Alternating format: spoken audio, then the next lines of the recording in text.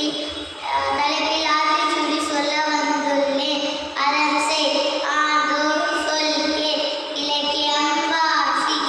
ஈகை செய் உதவு பேணும் ஊரை நேசி எளிமை விரும்பு உளவு போற்று ஐயம் தவிர் ஒழுக்கத்தை கடைப்பிடி அவ்வை வழிநடை அறநெறியில் வாழ் கலைகள் காப்பான் காலம் போற்று சான்றோரை மதி தொன்மை அறிந்து கொள் கெடுதல் செய்ய சுற்றும் போது சமூக சேவை செய் சோம்பல் தவிர் தியானம் செய் பகிர்ந்து உன் நாற்று பாற்றுக்கொள் உழைத்து வாழ் அறநெறி தவறே மழை நீர் சேவடி நீரே வினடி காத்தே